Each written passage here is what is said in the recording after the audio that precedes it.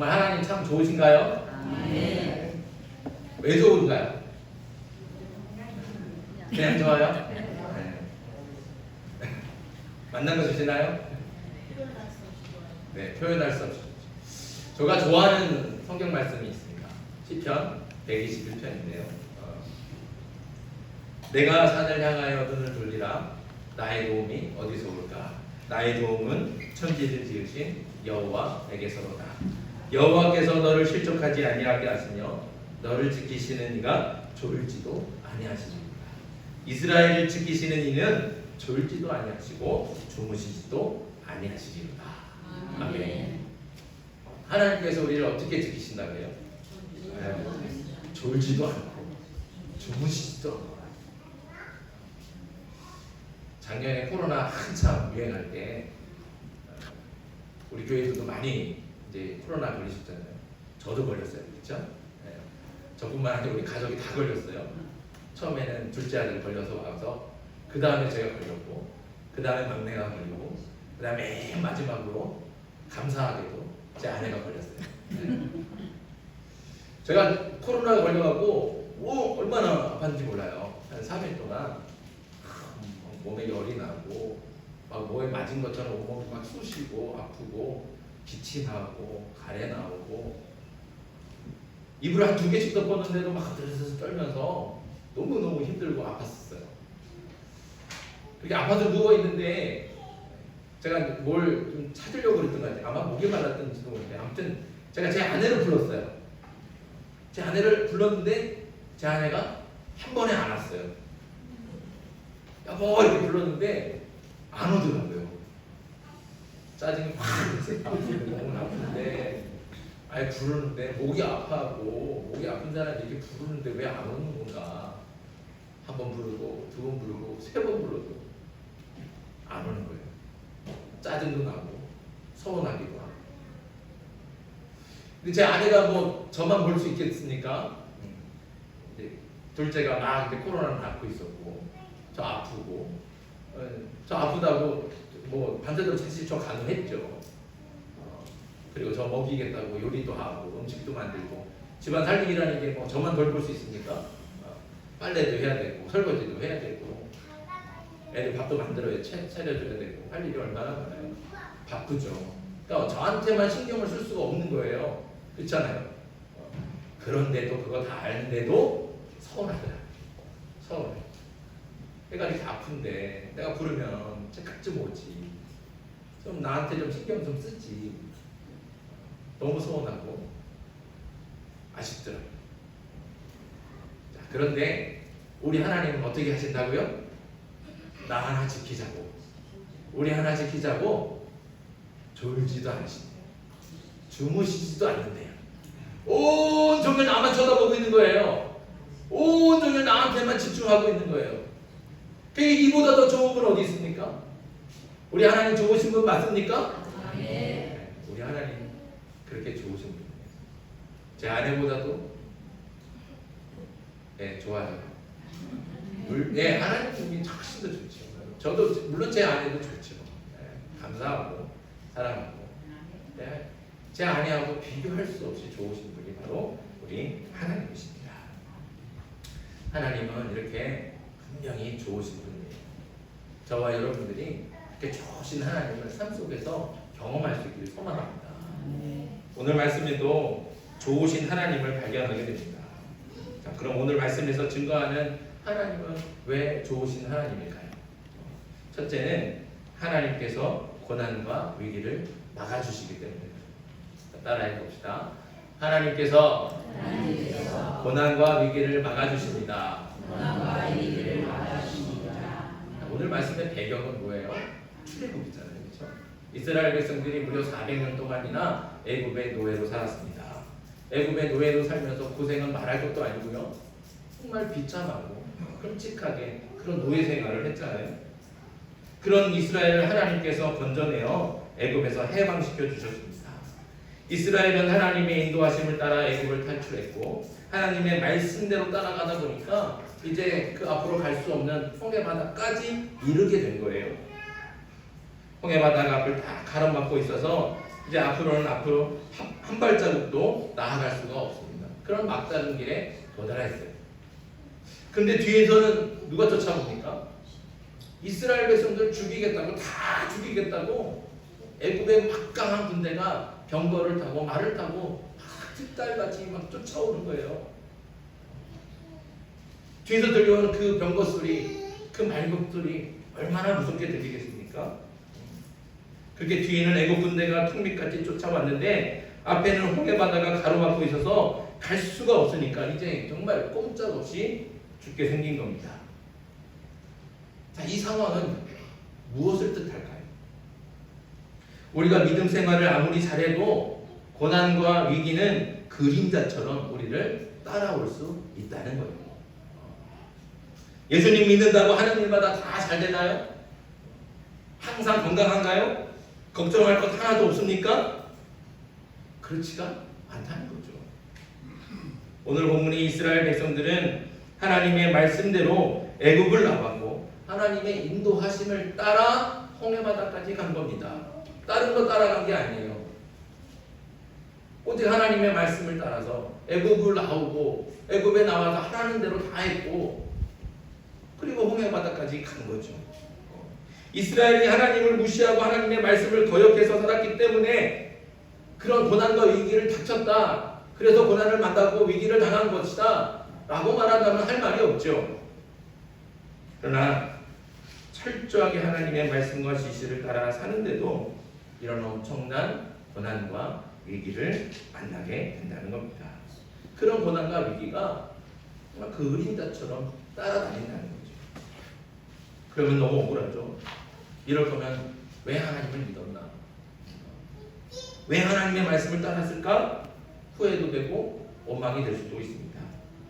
하지만 실망하지 마십시오.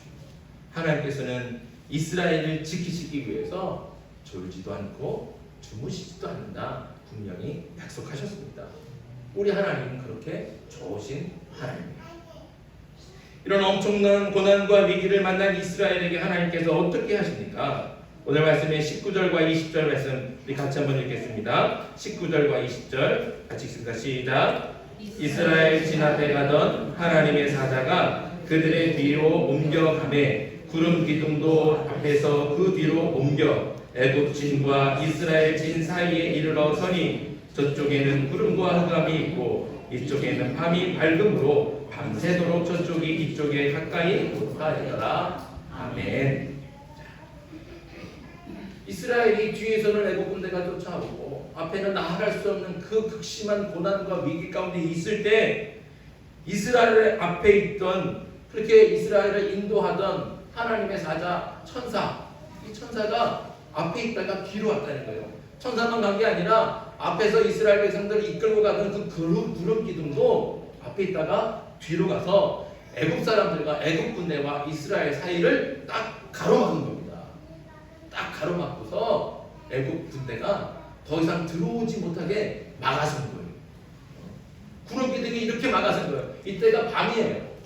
한밤중인데 구름 기둥이 딱 이렇게 막아서니까 애굽 사람들은 깜깜한 어둠 속에 있는 거예요. 한 치 앞도 보이지 않는 깜깜한 어둠 속에서 어디로 가야 될지 모르고 허둥지둥대고 있는 거예요. 그런데 이쪽에 있는 이스라엘 백성들은 뭐예요?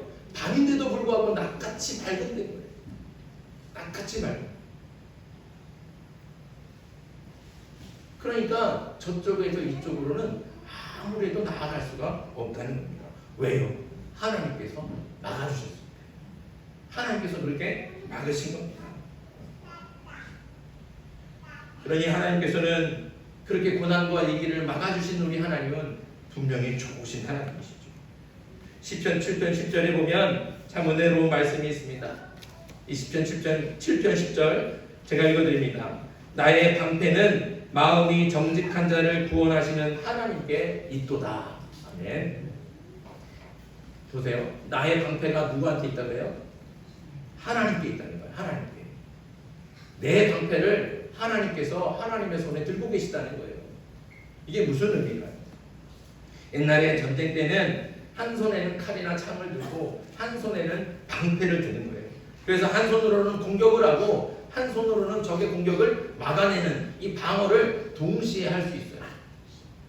그런데 두 손을 써야 되는 활을 쏘거나 아니면 두 손으로 들어야 되는 무거운 창, 거대한 창을 들게 되면 방패를 들 수가 없어요. 그렇잖아요? 방패를 들 수가 없는 거예요. 그럴 때는 내 대신 방패를 들어주고 나의 앞을 막아주는 방패잡이가 있다는 겁니다. 그 방패잡이가 내 방패를 들고서 나를 막아주는 거예요. 나를 보호해주는 것이죠. 그 사람이 잘 막아줘야 전쟁에서 죽지 않고 싸워서 이길 수 있는 겁니다.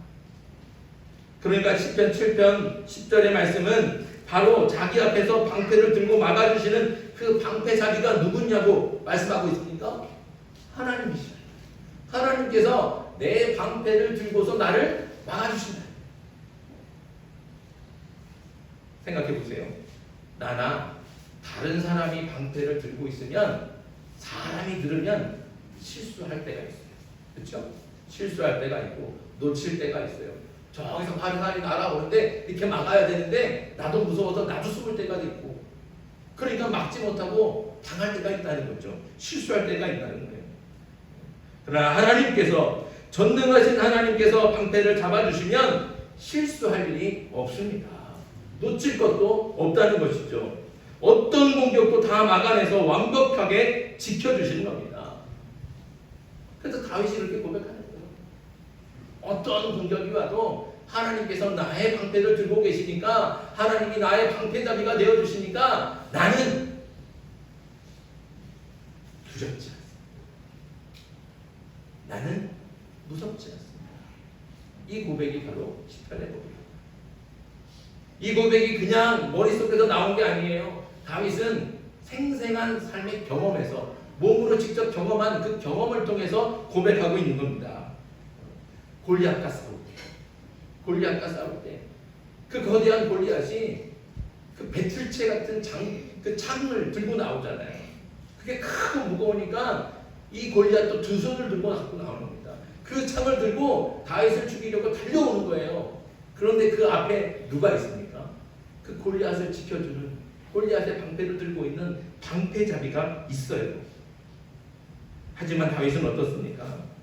다윗은 두 손을 사용해야 되는 물맷돌을 돌리고 있습니다. 그러니까 방패를 들 수가 없어요. 그러니까 그럼 다윗 앞에도 누가 있어야 돼요? 다윗의 방패를 든 그래서 다윗을 지켜주고 보호해주는 방패잡이가 있어야 되는 거예요. 근데 우리가 말씀을 보면 골리앗에게는 있는 그 방패잡이가 다윗에게는 보이지가 않습니다.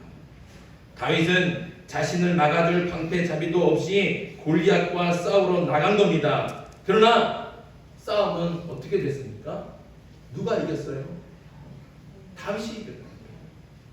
다윗이 던진 그 물맷돌 그렇게 던졌을 때 그 앞에 골리앗을 막아주는 그 방패잡이가 그것을 막아줘야 되는데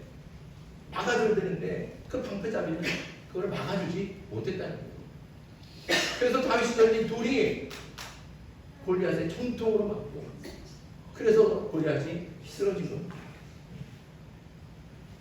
사람은 이렇게 실수하는 것이죠. 이때 다윗을 방패로 막아주신 분이 있습니다. 우리 눈에는 보이지 않지만 다윗 앞에서 다윗을 지켜주시고 보호해 주셨던 방패잡이가 있다는 거죠. 누굽니까? 하나님이십니다. 그 고백이 바로 시편 7편의 고백이에요. 다윗에게 방패잡이가 없었던 것이 아니라 하나님께서 방패잡이가 되어주셨던 겁니다. 하나님이 방패잡이가 되어주시면 화살이 날아와도 막아낼 수 있고 그 어떤 화살이 그 어떤 공격이 다윗을 큰 피해와 타격을 줄 수 있는 그런 고난과 위기를 찾아와도 하나님께서 방패잡이가 되어주시면 그 고난도 그 위기도 다 막아주시는 하나님께서는 이렇게 모든 고난과 위기와 공격을 다 막아주시는 참 좋으신 하나님이신 줄 믿습니다.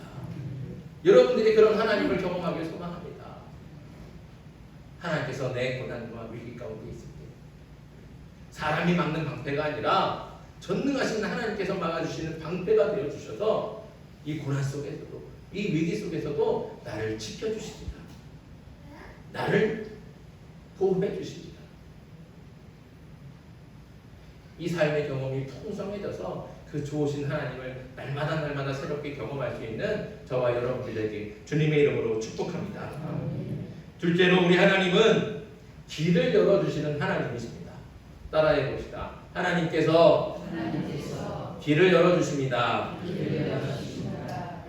우리 하나님은요, 길을 열어주십니다. 뒤에는 애국 군대가 쫓아오고 앞에는 홍해 바다가 가로막고 있을 때 이스라엘 백성들이 어떻게 했습니까?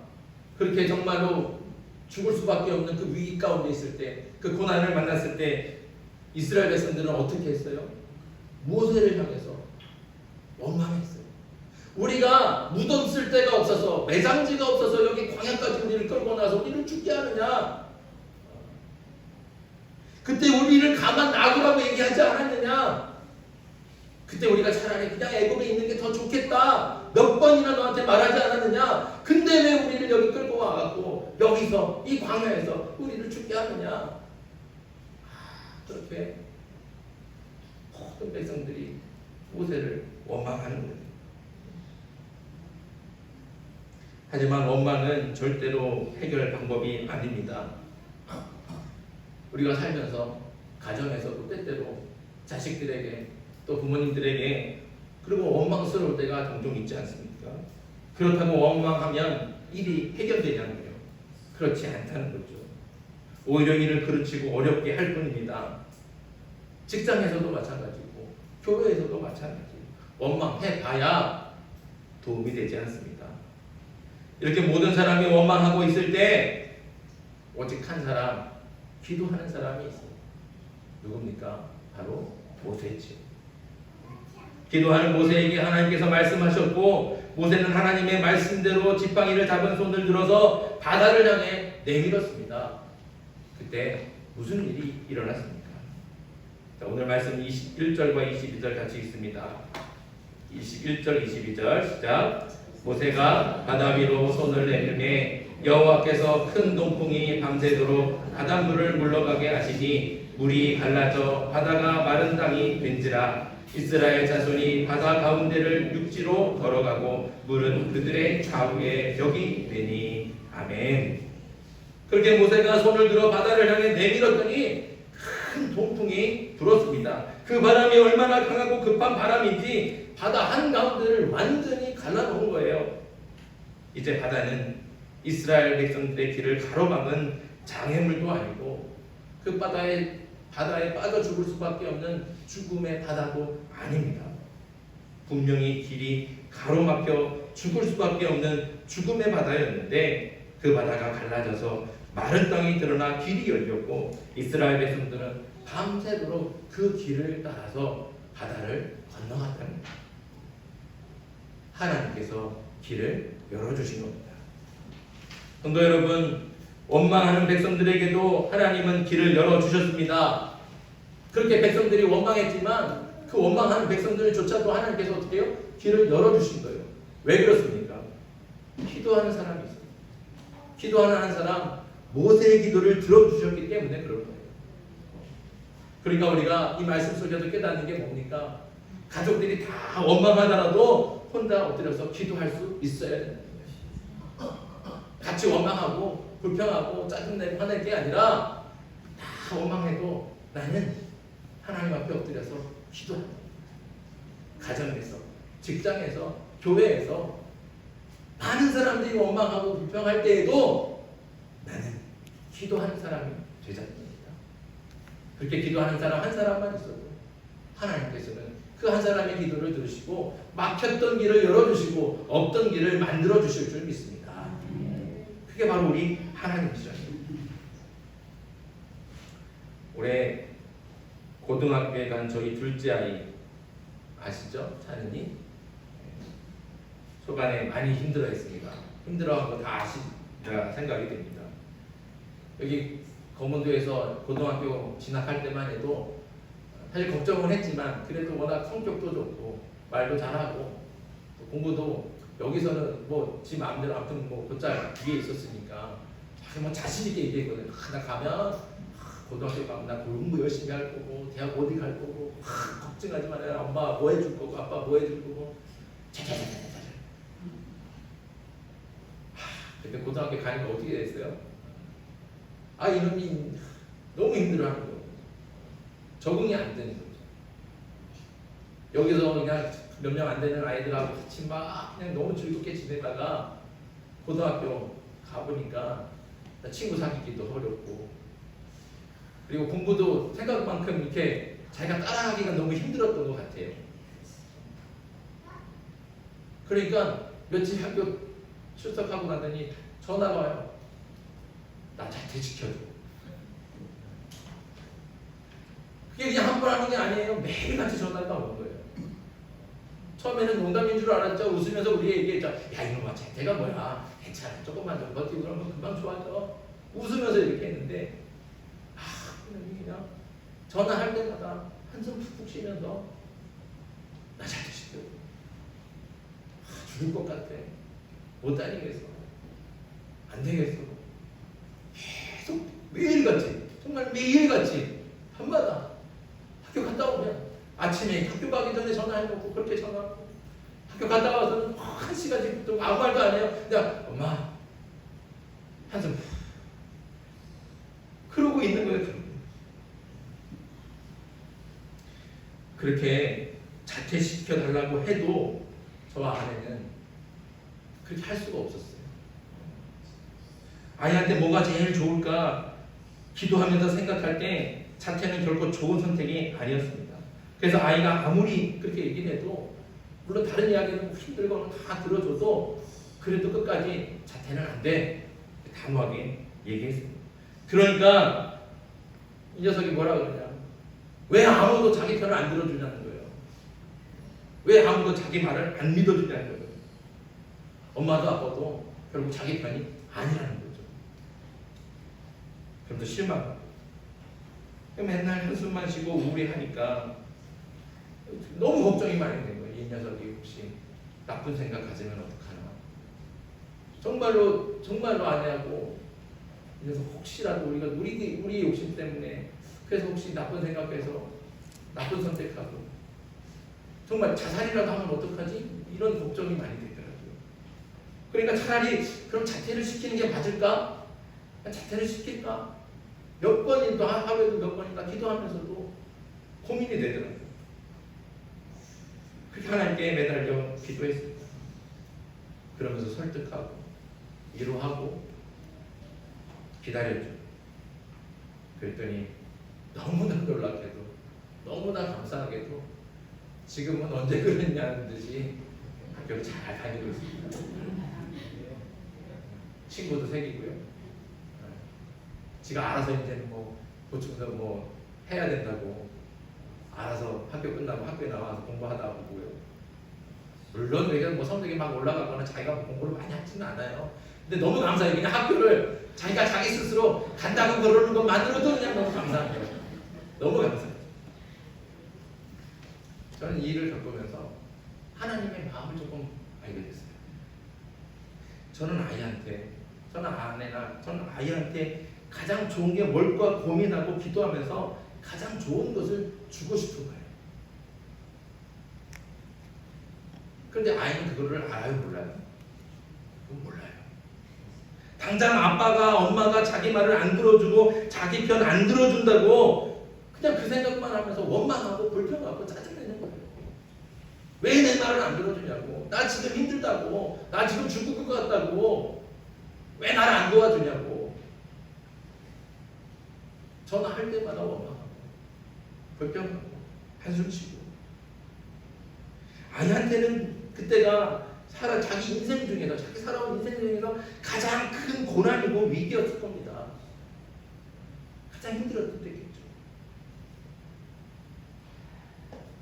아이는 아마도 아빠가 엄마가 자신을 그런 고난과 위기 속에 던져놓은 것처럼 느껴졌을지도 모르겠습니다. 그러니 저나 제 아내가 얼마나 원망스럽고 미웠겠습니까? 하지만 부모의 입장에서는 지금은 고난이지만 그걸 참고 이겨내는 것이 아이한테는 가장 좋을 것이라는 것을 우리는 너무나 잘 알고 있는 거예요. 그래서 아이한테 가장 좋은 것을 주려고 그렇게 하는 겁니다. 하지만 아이는 그걸 모르고 떼쓰고 원망하는 거예요. 아이가 한숨을 쉬면서 원망하는 말을 할 때 진짜 칼이 비수가 나랑 가슴에 꽂히는 것 같아요. 엄마는 왜 내 말을 안 들어줘? 아빠는 왜 내 말을 안 들어줘? 나 아들 맞아? 그런 말을 하는데 그 말을 듣는 저는 그냥 가슴이 막 무너지는 거예요. 제 아내도 그냥 밤마다 울었어요. 밤마다. 그냥 그렇게 소소하게 들으면서 아이가 하는 말 그냥 그렇다고 아이한테 뭐 화를 내고 원망 똑같이 할 수는 없잖아요. 어떻게든 아이를 도와야 돼요. 그냥 들어주는데 가슴이 막 찢어지는 거예요. 가슴이 찢어지는. 만약에 제가 그 가슴이 아프다고 내 찢어지는 가슴이 아프다고 그냥 차라리 아유 자퇴시켜버려요. 그랬으면 그건 아이한테 좋은 일이 안 됐을 거예요. 하지만 아이한테 좋은 게 뭔지를 아니까 원망하는 말을 들어도 듣는 가슴이 아프지만 내 가슴이 찢어지는 것 같이 정말 아프지만 들어주고 기다리고 참아내는 거죠. 그리고 아이가 좋은 선택을 할 수 있도록 기다렸던 겁니다. 그런데 하나님도 그러시지 않을까요? 왜 우리 기도를 안 들어주냐고 원망하고 떼쓰지만 하나님께서 안 들어주실 때는 그만한 이유가 있기 때문이라는 거예요. 왜냐하면 그게 더 우리에게 좋으니까요. 그게 더 우리한테 좋으니까요. 그러니까 우리가 모두에게 원망하는 말을 해도 왜 우리의 기도를 안 들어줍니까? 하나님 살아계신 거 맞습니까? 왜 나를 외면하고 계십니까? 이렇게 원망하고 불평해도 하나님께서는 그냥 묵묵히 들으시는 하나님께서 얼마나 마음이 아프시겠습니까? 내 아들이 내 딸이 이렇게 나를 원망하는구나. 그래도 어떻게 해요? 참아내요. 왜요? 하나님께서 사랑하시는 자녀들에게 가장 좋은 거 주시려고요. 가장 좋은 거 주시려고. 하나님께서 기도를 들어주시지 않고 또 나를 극심한 고난과 위기 속으로 몰아가실 때도 그렇게 하나님께서는 우리에게 가장 좋은 거 주신다. 우리 하나님은 그런 하나님이시다. 믿으시기 바랍니다. 하나님께서는 지금 나에게 가장 좋은 것을 주고 계신다. 이 믿음을 가지고 고난과 위기 속에서도 기도할 수 있기를 소망합니다. 원망스러울 때 원망하는 것은 누구나 할 수 있는 일이지만 그렇게 원망스러울 때 기도하는 것은 누구나 하지 못하는 거예요. 믿음 있는 사람이 하는 거죠. 기도하면 하나님께서 없던 길을 만들어 주시고 막혔던 길을 열어 주실 줄 믿습니다. 모두가 원망할 때 기도하는 한 사람, 모세의 기도를 들으시고 길을 열어 주신 그 하나님 바로 우리 하나님이십니다.